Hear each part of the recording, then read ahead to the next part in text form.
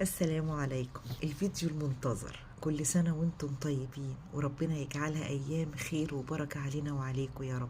الأيام الحلوة والجميلة هلت، يلا بينا مع بداية كل شهر عربي. اللهم أهله علينا باليمن والإيمان والسلامة والإسلام، ربي وربك الله. كل سنة وانتم طيبين. أيام ذو الحجة بدأت، الأيام الحلوة الجميلة اللي الرسول عليه أفضل الصلاة والسلام قال عليها: ما من أيام أحب العمل فيها إلى الله من هذه الأيام، اللي هي الأيام العشرة من ذو الحجة. طيب نعمل إيه؟ نحاول نصوم مع بعض التسع أيام. طب واللي ما يقدرش يصوم اللي ربنا يقدره عليه، مش شرط التسع أيام على بعض.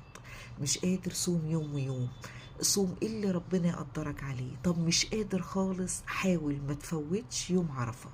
لو مش قادر حاول ما تفوتش يوم عرفة، لأن ده طبعا احنا عارفينه ثوابه كبير جدا جدا وهنتكلم فيه إن شاء الله. طيب نعمل ايه تاني في الأيام الحلوة دي؟ الرسول عليه أفضل الصلاة والسلام حببنا وقال لنا على سنة جميلة: التسبيح والتهليل والتكبير. سبحان الله والحمد لله ولا إله إلا الله والله أكبر، والله أكبر الله أكبر، لا إله إلا الله، الله أكبر الله أكبر ولله الحمد، وهكذا. طيب في ايه تاني ممكن نعمله؟ نستغفر كتير جدا جدا. احنا في ايام جميلة ومفترجة، وربنا ان شاء الله بإذن الله يتقبل مننا ومنكم. نصلي على النبي كتير. حاجة تانية برضو الرسول عليه أفضل الصلاة والسلام كان وصى بيها: لا إله إلا الله وحده لا شريك له، له الملك وله الحمد وهو على كل شيء قدير.